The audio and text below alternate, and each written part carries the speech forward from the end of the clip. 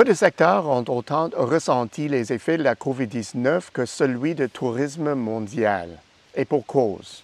Du jour au lendemain, les projets de voyage ont été chamboulés en raison des mesures prises par les gouvernements pour repatrier en vitesse leurs citoyens, de la fermeture des frontières, des règles de quarantaine et du confinement total. Les snowbirds sont revenus plus tôt que prévu au pays et pour la plupart des gens, la semaine de relâche du printemps a duré quelques heures à peine. Les données publiées nous révèlent l'ampleur des ravages de la pandémie. Alors, ce secteur névralgique pourra-t-il se rétablir une fois la tempête COVID passée? D'habitude, le tourisme bat de l'air lors d'une récession. Face aux pertes d'emplois et à la diminution de leurs revenus, les consommateurs sabrent leurs dépenses discrétionnaires et, à moins d'avoir déjà payé leurs vacances de rêve, ils les remettent à plus tard et donnent la priorité aux achats de première nécessité.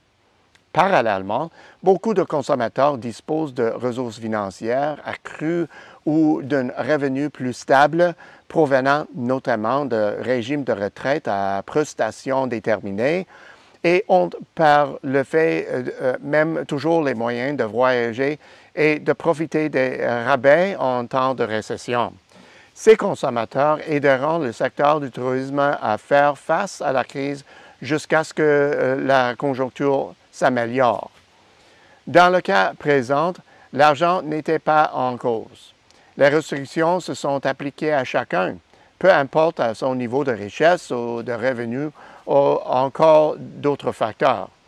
Des rabais considérables ont été accordés lorsque la pandémie menaçait d'immobiliser les voyageurs, mais ces rabais ont uniquement trouvé prenant auprès de touristes coincés à l'étranger et désireux de rentrer au plus vite au pays.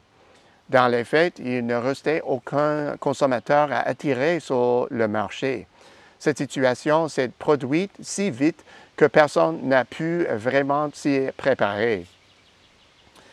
Vu l'importance de ce secteur et l'ampleur de ses difficultés actuelles, les services économiques de DC ont publié cette semaine une analyse des impacts de la crise sur la filière du tourisme.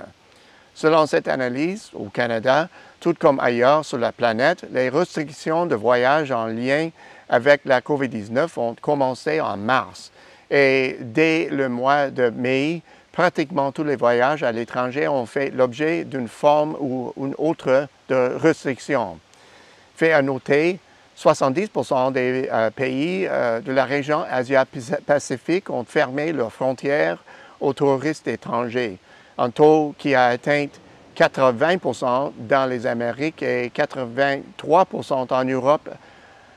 L'Organisation mondiale du tourisme des Nations unies estime que l'activité touristique a reculé de 22% au premier trimestre seulement et chutera d'environ 60 à 80% sur l'ensemble de 2020. C'est la plus grave crise qu'ait traversée le secteur depuis qu'on a commencé à consigner les activités dans les années 50. Une crise pire que celle qui a suivi les attaques terroristes du 11 septembre. Au Canada, le tourisme génère près de 10 milliards de dollars et représente 5% des exportations totales dans une année. Ce segment affiche une croissance supérieure à celle de l'économie canadienne en général. Un segment surtout constitué de petites entreprises de moins de 100 employés. Ces entreprises sont nombreuses et emploient quelques 743 000 personnes. Plus de 40% des entreprises actives dans le secteur touristique s'attendent à une diminution de 50% de leurs revenus cette année, soit la plus forte proportion parmi tous les secteurs. Il ne faut donc pas s'étonner que les entreprises du segment de l'hébergement et de la restauration mettent à pied la moitié de leur personnel. Même si les Canadiens constituent 79% de la demande adressée au secteur touristique canadien, ce sont les voyageurs de l'étranger qui dépensent le plus. Les touristes américains et chinois sont les plus nombreux à nous visiter. La décision du Canada le 29 janvier d'interdire les voyages non essentiels vers la Chine et l'annulation subséquente des principaux vols de Air Canada vers la Chine a réduit l'afflux de touristes chinois de 53 %, et ce, en février seulement.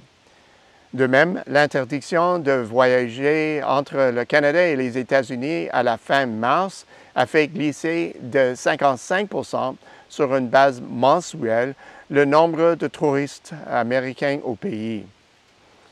Certains pays ayant réussi à maîtriser la progression de la pandémie ont commencé à relâcher leurs restrictions de voyage.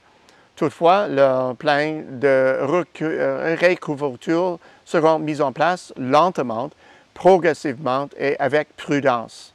Par ailleurs, des pays comme la Chine, l'Espagne, l'Australie et la Nouvelle-Zélande ont déjà laissé entendre que le retour de l'activité touristique ne se fera pas en 2020. Selon la plupart des experts, on devra attendre le dernier trimestre de 2020 pour voir les signes de reprise. Et celle-ci ne sera bien installée qu'à partir de 2021. Pour le secteur canadien de tourisme, il semble bien que 2020 soit une année à oublier. Selon les estimations de Destination Canada, par rapport à 2019, pas moins de 65 % des voyages touristiques ou liés à des événements professionnels ont été annulés, et les événements prévus plus tard cette année risquent de connaître le même sort. Si la pandémie est efficacement maîtrisée, les pertes de revenus touristiques se chiffraient à 29 milliards de dollars en 2020 et 2021. La relance de l'activité touristique dépend de plusieurs facteurs. La disposition des consommateurs à faire des voyages long courriers et le risque tant redouté d'une seconde vague d'infection. À ce titre, les voyages sur le marché intérieur feront office de baromètre. Ce segment se rétablira le premier puisqu'il présente moins de risques et est plus facile à coordonner.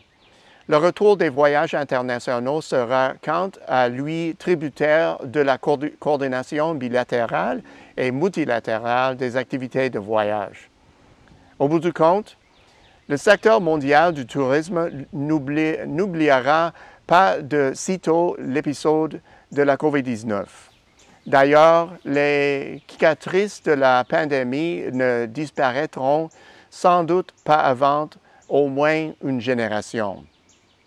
Une bonne partie de 2020 étant considérée comme une cause perdue.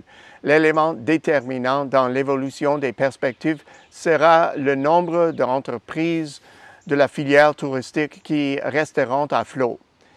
Et cela dépendra en grande partie de la rapidité et de l'étendue de la relance du secteur. Naturellement, la sécurité des voyageurs sera une priorité absolue. Des réductions consenties sur les tarifs aideront aussi à attirer la première vague de chasseurs de bonnes affaires. Et si tout va bien, bon nombre de voyagistes pourraient résister jusqu'au prochain cycle. Croisons-nous les doigts pour que ce soit le cas.